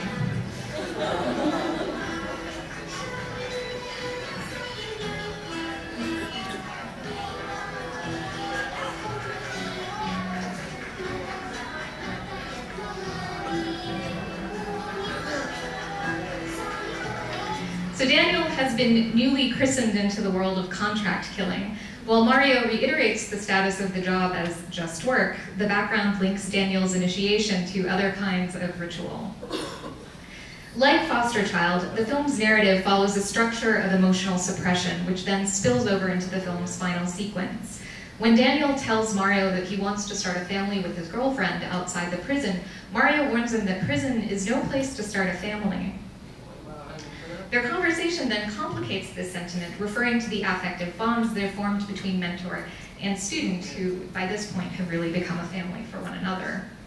Weeping, Daniel thanks Mario for training him, saying he couldn't have survived prison without him. They both begin to cry, the first display of emotion either of them have shown throughout the film. Mario hugs him close.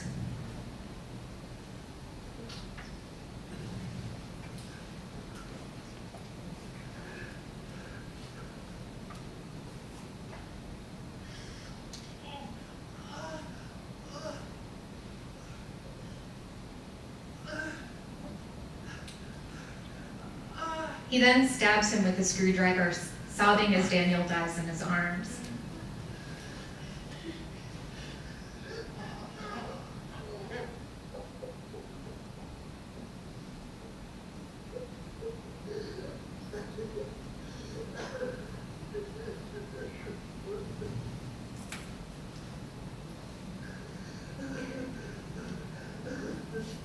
So after the killing, he carries the bloody screwdriver down the hall to the prison guards who cuff him.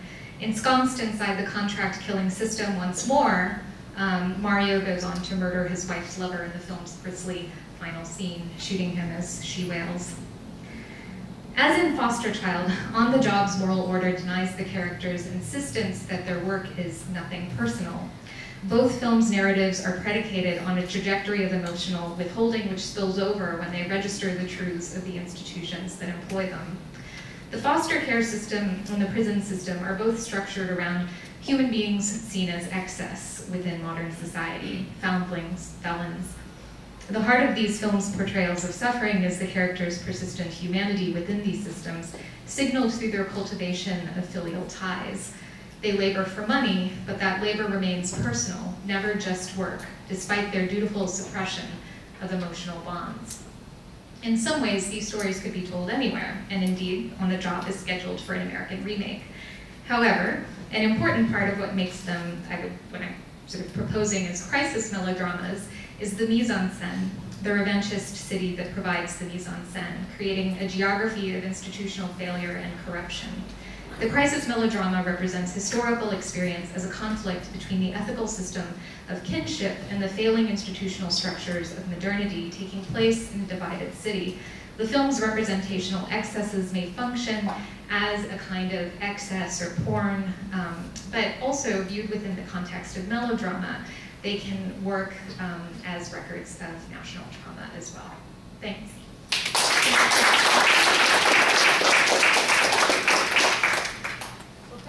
Thank you very much for that. Both those films are now on my list as such to see. They look wonderful. All right, do we have any questions? I just wanted to show one thing. I'm sorry. I'm just going to show, I think I have 1 minute left before 20.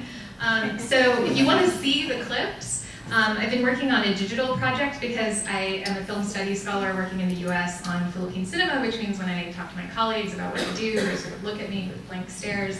And so, and they talk about how they haven't seen a Filipino film and they don't really know the space of Manila very well. So I created an online space and there's a map here. And so, for example, here's On the Job, so you can click and it's actually linked to the place where it was shot, and then there's sort of an explanation, which those of you who know Filipino film, they're very basic, and they're really sort of intended to contextualize for people who might be interested but who may not know that much, and then you can play the clip. And they're also layers So, you know, if you wanted to deselect and only look at, for example, exhibition and distribution sites, which is my main area of research, you know, you can go, like, here's the defunct Lokai Cinematheque, and there's a video clip which isn't playing, and all of this. And I try to, so this is, and I try to sort of link back to the images and things like that here. So this is in draft form. It's really, I guess, beta form is what tech people say. But anyway, and right now it's just me, but if anyone is interested, I'd really be interested in making it more collaborative. But the foster child and on the job clips are here. Thank you. You put us all to shame. I'm sure people are interested in collaboration. Do we have any questions for Jasmine? Yes. Okay. Thank you. I really like your presentation, the connection between the city, modernity and melodrama. I was wondering if you see, I'm thinking about films from the Philippines from the 1970s, like Lino Broca's films. Right. And those films are about the city, about the social injustice, and they deploy melodrama as well. Do you see any continuation or variation, and can the framework crisis melodrama be used to see those films? Yeah, absolutely.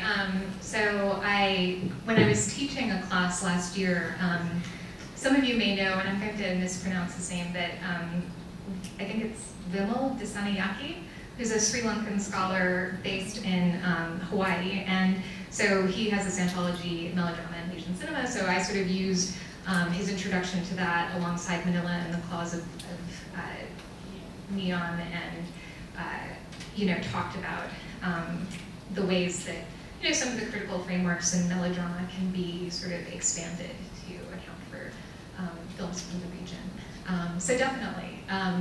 And yeah, and I think, you know, sometimes the word melodrama has another word sort of appended onto it, like Nick Brown talks about Chinese family dramas as political melodrama. And, you know, with, I guess with the space of the city, I thought the word crisis might be something that would help to make the framework a little bit more specific.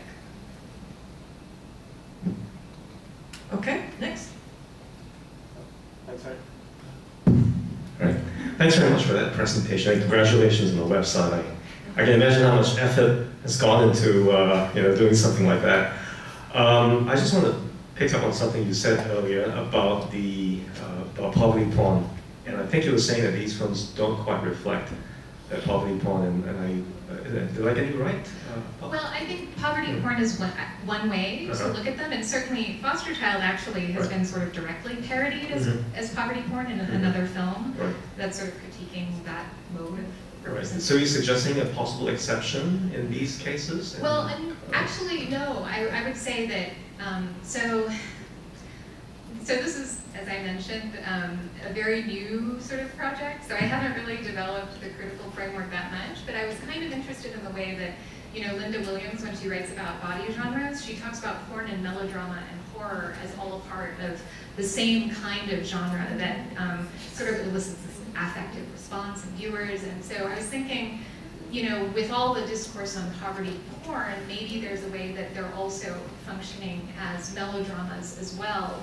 And with melodrama, you know, I'm not an expert in sort of the scholarship on melodrama, but you know, that work is often linked to sort of historical experience and transition, particularly this sort of tradition to modernization transition in relation to Chinese cinema. That's often the framework that's used. And so I thought maybe bringing the melodrama work into the films that are sometimes talked about as poverty porn might be one way to sort of look at some of the same representational excesses from a little, like a different angle.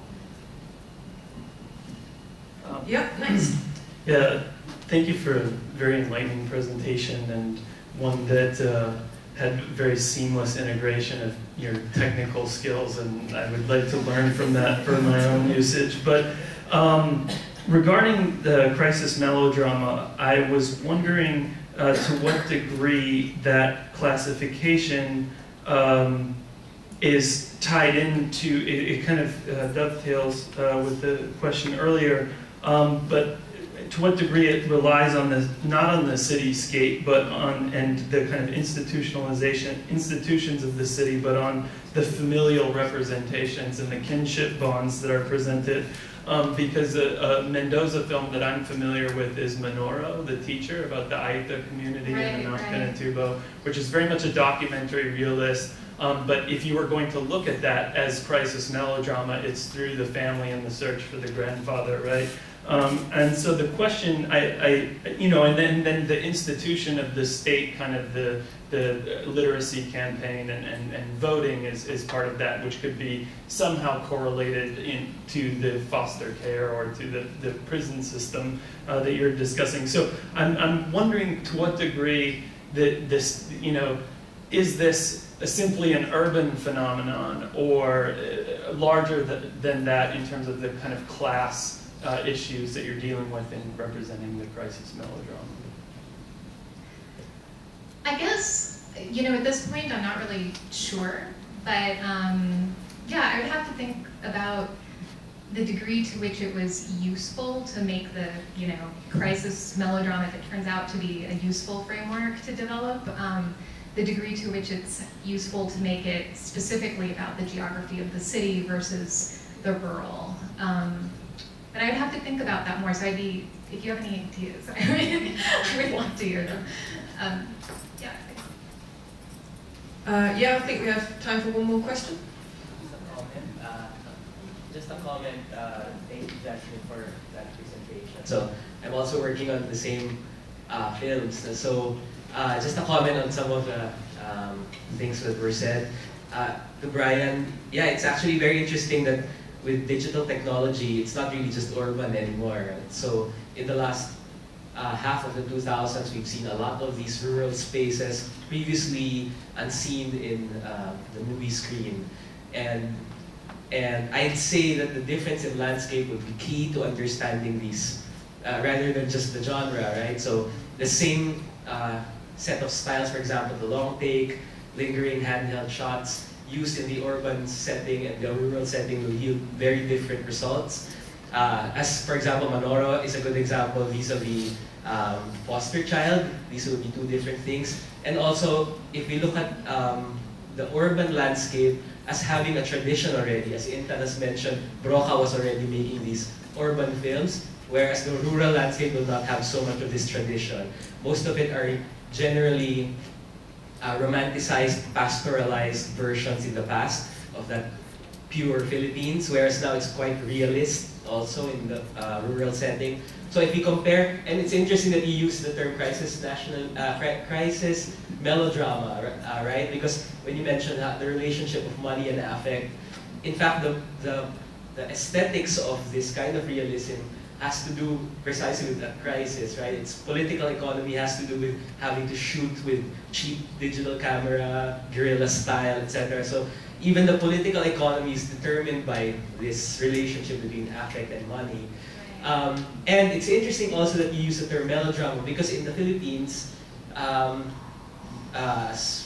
sure a lot of you know, Brillante Mendoza is not so well known by the public. And one interesting reason that I see is that he refuses this melodramatic streak, right? So he tries not to be melodramatic, whereas Broca would have this hysterical melodrama where people are throwing plates at each other and like wailing, right? So I see this as an interesting division why he can't penetrate the local market, because I mean most people will not find this melodramatic at all, right? So, but that's interesting. Therefore, we're enlarging the concept to see how Brillante fits into that tradition on one hand, and also how the political economy has to be factored into the genre. Thank you. Thank you. It's really helpful. Thank you. Okay, we'll have to leave it there. Thank you very much again, Jasmine. Our next speaker then, from a little bit closer to home, National University of Singapore, we have Leong Yu, and he'll be presenting on local subversions representing Filipinos in Singaporean cinema.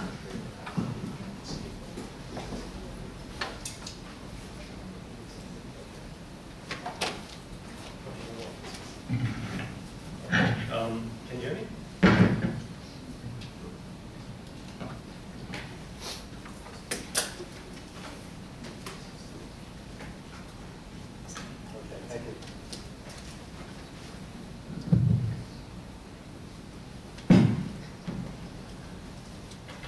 Okay, thank you very much. I have a confession to make. I am not a film studies person. I'm a bit of an imposter. I do cultural studies. And all the other conferences that I've been to have been in cultural studies. So and this is my first film studies conference, so I would like to take this opportunity with all of you here to thank you for your hospitality and for making this such a nice first experience.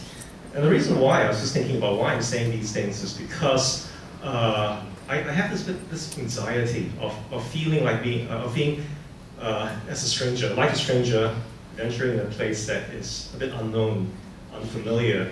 But yet, to some extent, there is some familiarity. I mean, quite a few of you are people whom I already know and have met in other, venues and other conferences and other sort of environments. So I suddenly realized that my situation here, my experiences here, aren't really so different from the kinds of experiences that are being felt or expressed in the films that I want to talk about today. So let me speak a bit about my paper. The title is now Cosmopolitan Unhomeliness, Alterity and the Uncanny Presence of Filipinos in Singapore Cinema. So at this moment, it's still in bits and pieces, and it's far from something that I've finished writing. But I'm still going to be talking about the same three films. Okay. So what I'm going to do, right, in this paper is to use these films to frame questions about alterity and foreignness that have not been tackled sufficiently in Singapore-themed cinema of the post-1990s. Okay, so this is a film that got me started thinking about this paper. It is Unlucky Plaza, directed by Ken Kwek, which started making its rounds in film festival circuits since 2014. And it had its general release in Singapore last year, and this is something I missed, but I managed to catch it when it was generally released in the Philippines 2 months ago. So this is a black comedy, and the film follows the misfortunes of Onassis Fernandez, a Filipino emigre, a Singaporean permanent resident, whose life and dreams of entrepreneurial success takes a hit when his restaurant business is sabotaged by a former China employee. So he enters into yet another shady deal with Michelle, who you see on the right, who's an unhappy wife of an apparently wealthy realtor, motivational speaker by the name of Terrence, played by Adrian. So Michelle then goes on to cheat Onassis of the rest of his life savings, and then in desperation, Onassis takes Michelle, her boyfriend Terrence, and a loan shark hostage. And unbeknownst to him, Terrence was also in equally dire financial situation. Okay, so let me show you a quick preview of the film so you can get a sense of the mise-en-scène. Everything you see on the screen, all the clips, all the screen caps come from the website because it's not been released in DVD yet, so everything is there on the website, on the official website of the film. Why don't you drive right away?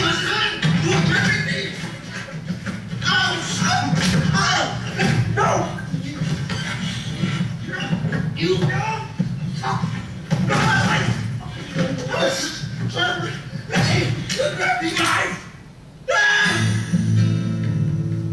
You know like Chinese people, why you hire Filipino? Filipino people know eat the shit, why you hire Filipino? I cannot just want Mr. Onassis, huh? You should be happy I haven't kicked you out yet, okay? I'm not stupid, that guy. We don't have fools or breakfast anymore, and I hate Kaya bread. I hope you had a real adrenaline rush at the poker table because... How many times we have to go through this? You know it was a one-off. Well, it was one hell of a one-off. To deal with Lord knows anyone in your shoes is entitled to a meltdown. You have to pray. It's okay if you don't want to. These people, they are the real bad guys. They forced me to do this.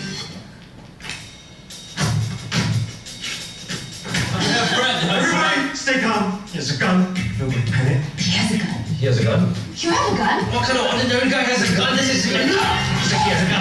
I'm not doing this for the money. I'm not asking for money.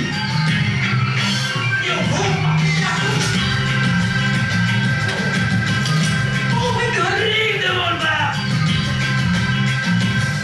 We together change our money to be right here, right now.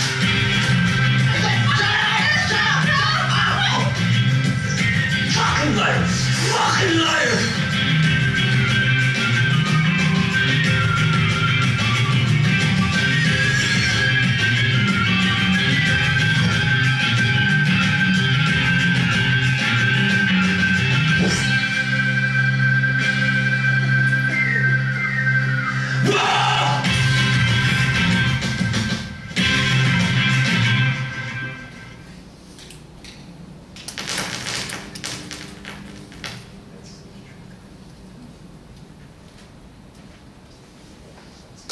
So when I first saw the film, it started me thinking about another two other films, and there are lots of similarities among them.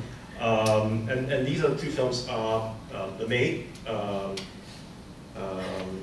released in 2005, a horror film, The Maid, directed by Promkhuntong, and melodrama, I think most of you know this, Ilo Ilo by Anthony Chen in 2013. Now, despite the genre differences, all three films feature some things in common, right? One of which is the Filipino character in a central, if not leading role. And the plot revolves around the theme of the Filipino adrift in a very hostile, very unkind, strange environment of Singapore. So these raise for me some immediate question, right, which is what you see on the screen, right? What is the utility of a foreigner in films? What is the utility of representing foreignness in film? And in this case, why a Filipino? Right? So it seems interesting that all three films should feature a Filipino character when in many other Singaporean films, foreigners have played rather peripheral, if not insignificant roles.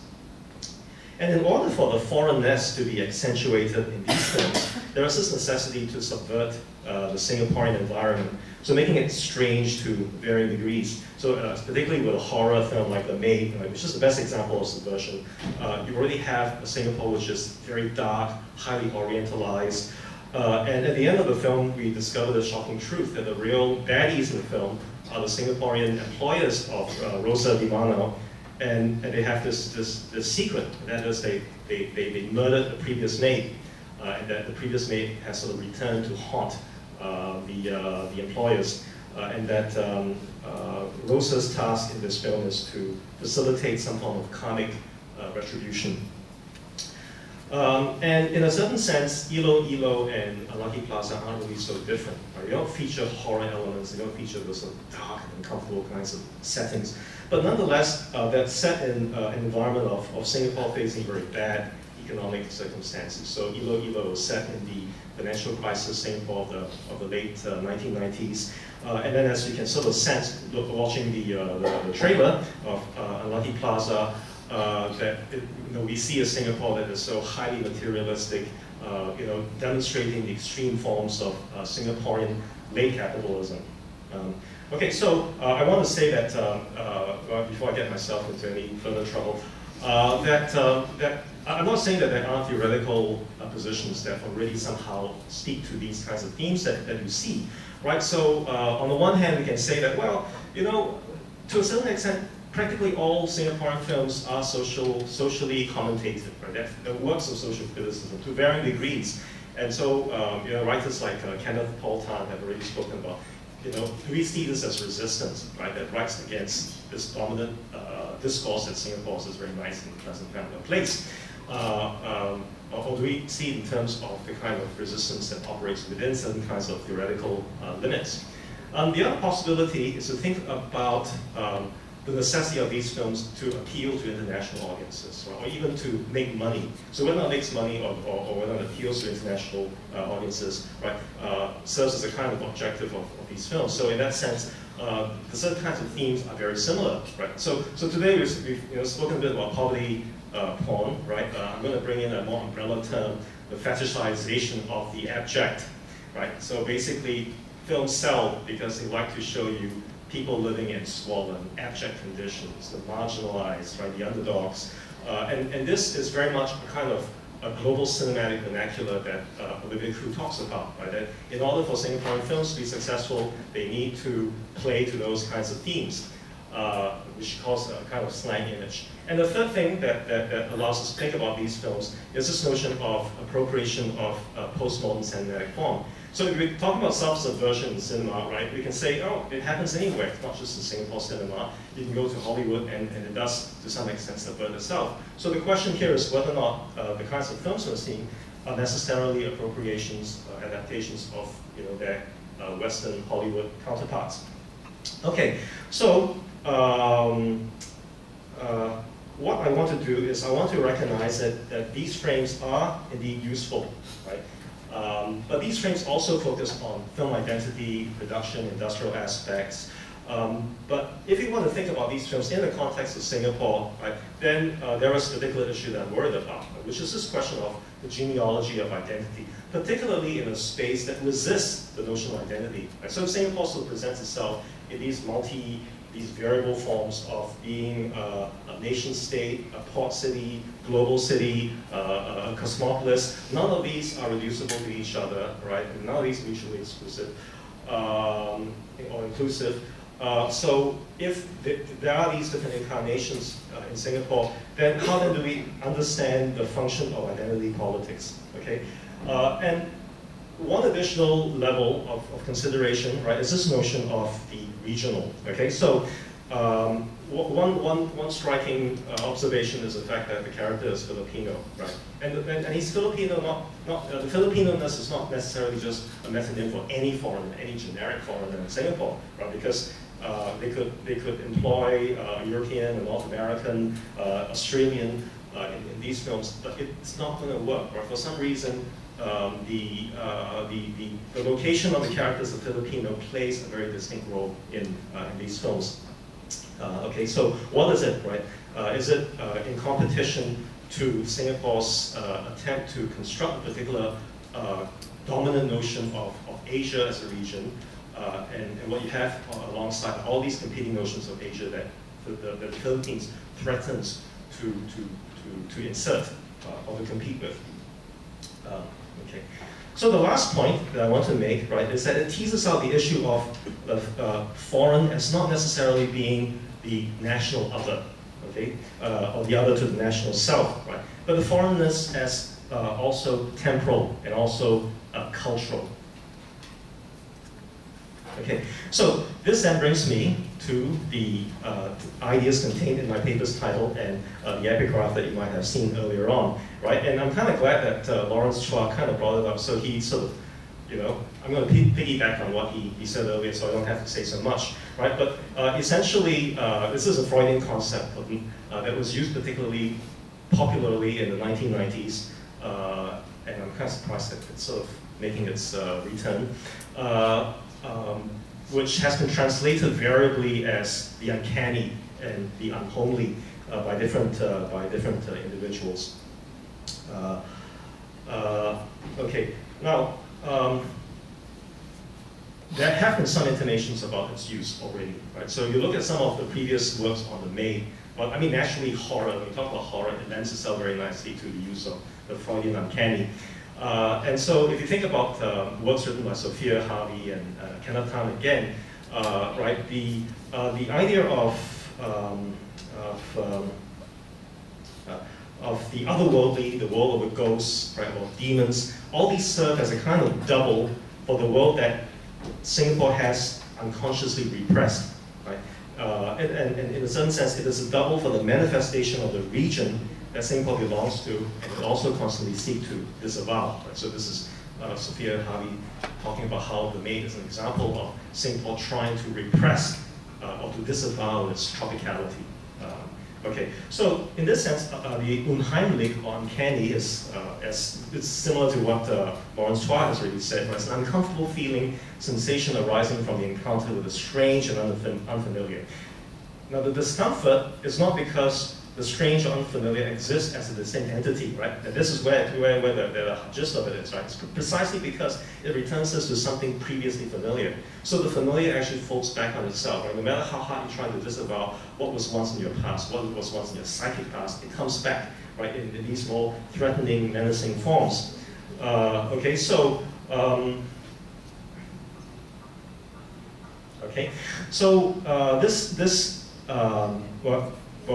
Freud, I think, tends to, think from a kind of Western-centric kind of mindset, and in response to that conversation between Lawrence Troy and I think there was a gentleman seated at the corner, the back corner, about the use of the uncanny, unholy in the case of places like Thailand. I don't want to speak for Thailand, but I know that in the case of Singapore, Baba comes a bit to the rescue, right? Because Baba has also responded to Freud in saying that actually Freud seems to think of the unholy as something that is uncomfortable.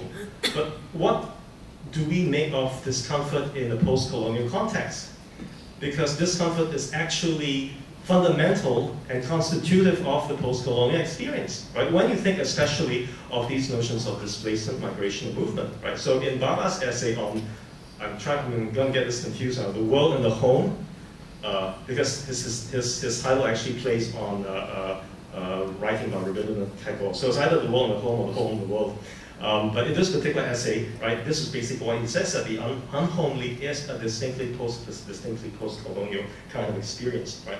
So, so if we were to think about the cinematic in the post-colonial context, right, then unhomely becomes actually not something that we run away from, but something that is fundamental to these kinds of cinematic representations. Okay, so there's not much time to mention Avery, because this is what I was trying to say, that it seems to be making its return to cinematic studies. Avery has a book that was published just only a couple of years ago on the cinematic unhomely, where he addresses very much the same kinds of issues about Freud and the transition to Baba, and then trying to say that, well, he's not very comfortable with this notion of the return of the repressed, although he prefers to see unhomeliness as a result of, or as an example of multi-scalarity, right? That means home does not exist in only one form, right? It exists in multiple forms, and multiple spaces can be constituted of home. Okay.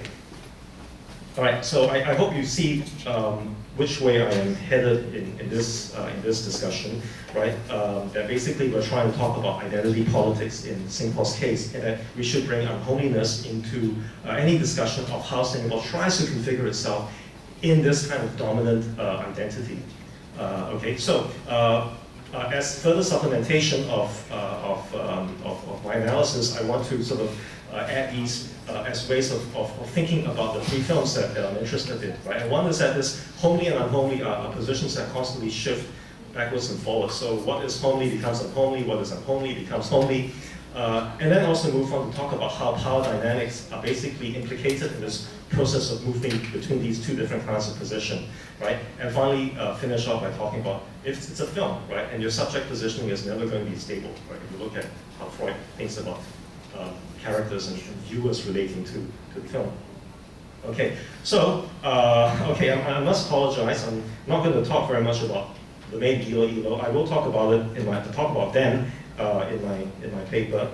But these are just some quick screen caps showing you examples of unhomeliness, the kinds of spaces for. So you have in the maid very intense, culturally subsuming forms of unhomeliness, but then in the case of Ilo, more sentimental, more emotional kinds of unhomeliness. Okay. Okay, so my emphasis is actually here on Unlucky Plaza, because this is a newer film, and I don't think anything academic has been written about this film. One thing I can do is start by talking about the title, right? The title already implies this unhomeliness. Some of you might realize, who are familiar with Singapore, that Lucky Plaza is the heart of Little Manila in Singapore. It's a shopping mall. It's the name of a shopping mall that is the heart of Little Manila in Singapore. And so by putting the word unlucky, it somehow destabilizes or dehallows, as Baba would put it, this conception of something that we are familiar with. Okay, but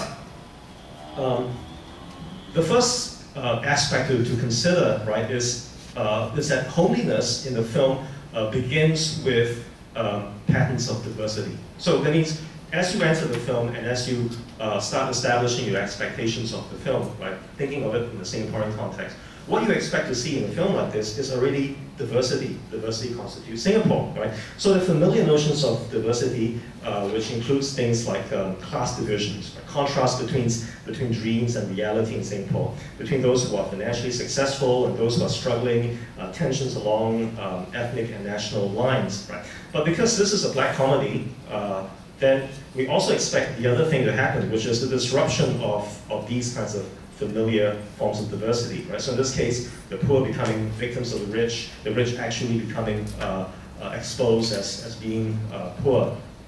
So one example of this kind of disruption of the familiar, right, of how we view spaces of home is the notion of Onassis intruding, right? Onassis intruding multiple times, right? So at the beginning, he's already seen as a kind of quasi-intruder, right? Being a Filipino who's a permanent resident living in Singapore. But then when he takes the Chia's hostage, right, in their bungalow, their very luxurious Stephen Road bungalow, it is already the second intrusion, right? And the bungalow, interestingly, actually serves also as a metaphor for Singapore. I think that's what the film seems to be. Well, I think one reading of the film can be, that kind of thing, where you have this wealthy, very showy bungalow, but then, inwardly, substantially, there's nothing really beyond that entity. And then the third time that he intrudes, right, is these sequences where he breaks the fourth wall. Here he speaks indirectly to us as the audience via the various video clips he places on social media. So we see it, right? He seems to be addressing us, but not really addressing us. Right? It's a kind of interesting play that the director has done here. So these are examples of shifts between the homely and unhomely. And that is further then accentuated by these notions of power dynamics and cultural subsumption, right? So we see a lot of these power plays happening in the film as certain characters try to seize upper hand, losing it, and then trying to seize upper hand again, right? At the start of the film, as we're introduced to Onassis, he's in a dire situation. His landlady is, as you see in that scene, asking for his rent, which has been late a couple of times. And then later on, he goes to work and he kind of sort of psychologically bashes his employee for laziness. And then he goes on to be victimized by Michelle, and then he takes him hostage, and then he himself somehow loses upper hand. So it sort of weaves in and out in that kind of pattern. And you can even see the same thing happening with Terrence as well, right? In one sequence, he's shown to be the master, the guy at his prime, right? The motivational speaker with his hordes of adoring fans. And then later on, it's subverted as we realize that he's actually indebted to this loan shark, China loan shark, that he has to pay money back to, and he's actually extremely cowardly in front of this loan shark. So these sorts of things keep flipping backwards and forwards. Okay, but one thing that we can say, right, in respect to these sorts of shifts of power, right, is the notion of cultural subsumption, right? So power is implicated in cultural subsumption as a kind of dominant cultural entity tries to absorb strangers into their own system or assimilate them into their system. And we see that in the Maid and Ilo, right? But one thing that seems to stand in the way of Onassis being fully subsumed in the culture, interestingly, right, is this presentation of this liminality, right? That, interestingly, even though Onassis outwardly seems to try to disavow his Filipino-ness and try to say that he's actually Singaporean just like anyone else, there are different kinds of things that constantly pull him back into being a Filipino. And he seems to play that to some sort of strategic effectiveness, right? So in the one case, as you see him being kidnapping the boyfriend, Tong Wen, in the car, right, and driving away, there's this comment that he makes, Onassis makes to the boyfriend. He says to him, of all the wealthy, rich Singaporeans you could have cheated, you've chosen to cheat a fucking foreigner. quote unquote. Yeah. And then later on, he discovers a Filipina domestic worker hiding in the child's place, and he also ties her up. And she's also very concerned that she sees him as a Filipino and tries to put him in that kind of space. And she says, you're making us look bad. Now all the world will think that Filipinos are sick in the head. And then he asks her where she's from, and she replies, and he tells her, well, I'm from Singapore, or I'm from here, right? And then the third time, this is the reason why I have this on the screen, is that some people may pick up on the cultural significance of the sando as the, I hope I'm not getting things wrong, as the kind of cultural stereotype of the Filipino male. In the whole film, he is seen wearing his business shirt, right? And that final, most crucial moment, as he's shot, but not so badly, he strips down to the sando. And it's only at that point, right, that he gains triumph, that he is able to forge some kind of reconciliation with Terrence and Michelle. And there's something I want to read into, but I haven't had the time to think about it more deeply. But anyway, there's something there to talk about as well, right? The role of the sando. So the last point is this notion of the unstable subject position. Both. How much time do I have? Okay, I have 1 minute left. And I just wanted to say that when we watch, when we as viewers watch